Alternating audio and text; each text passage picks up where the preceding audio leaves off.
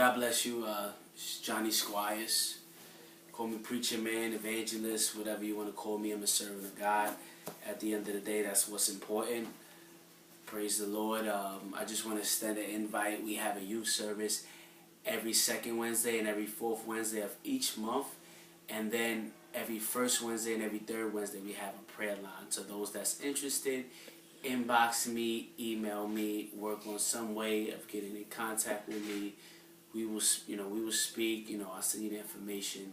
And those that want to be consistent, because if you working to look to know God more, you have to be consistent. Anything you want to do in life, you have to be consistent. Work, career, dreams, you have to be consistent, because it's not going to just come and hit you in a flash.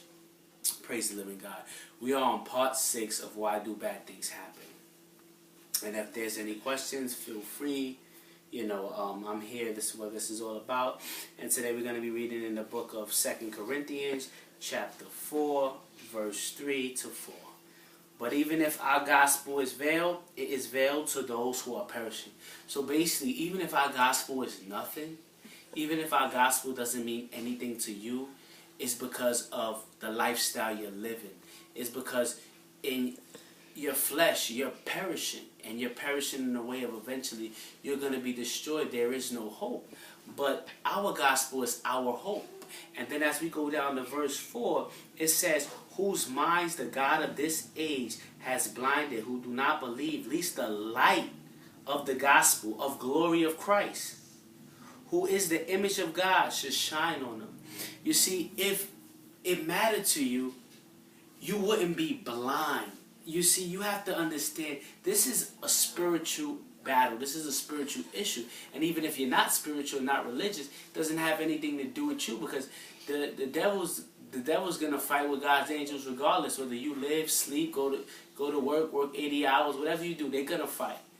And the thing is it's a fight over a life. So what happens is you living in a lifestyle, you allow yourself to be blinded by the enemy, and everything begins to be an excuse, and everything begins to be okay. But if you somewhere in your heart feel it to want to get to know God or feel convicted, that is when the light of the gospel hits you. And somewhere in you, there's an urgent seeking for you to know God, for you to want to worship God, for you to find out your purpose in God.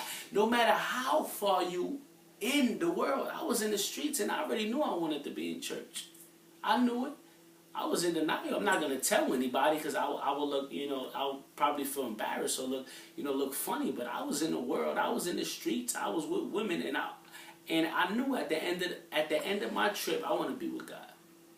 It's just on the matter of time. I know I kept on extending the time. I want to get into a few small things of a few small little sentences I'm gonna get into, and then I'm gonna end this, and then I'll do another one for you. Bad things happen. When bad things happen, the bad things show what's inside us. The bad things show the sin that is inside us, what human beings are capable of. I mean, you see the World Trade Center, you see the new tower, the Freedom Tower, you see this and you see that. All that's being built, all the architect, the bridge, and then you see the good. Wow, look what man could do. But when you see the bad, you see, look at the bad men could do. Look at how much evil could be inside a man. And even my mother, she used to say, I don't think a man is capable of, committing a murder like that. I don't think a man is capable of killing somebody brutal like that. That had to be a spirit. That had to be demonic. How could somebody do that? And a lot of times people get locked up and they're facing, time, and they say, I don't know what was in me. I don't know what made me do that. They can't fathom what will make them hurt somebody or destroy somebody like that. To chop up body parts, to go and look for young girls to have this, desire. It's a spirit, and these spirits mess with the mind until they grab a hold of the mind.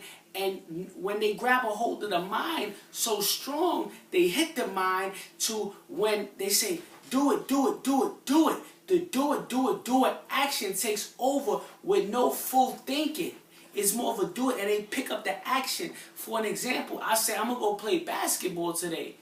Before you know it, I'm already preparing myself to play basketball. So at the end of the day, it's, when it's time and somebody calls me, Johnny, you ready to go? I'm ready to go because I prepared my mind. All I need to do is prepare my mind, because my mind is really what's carrying this body. God bless you all.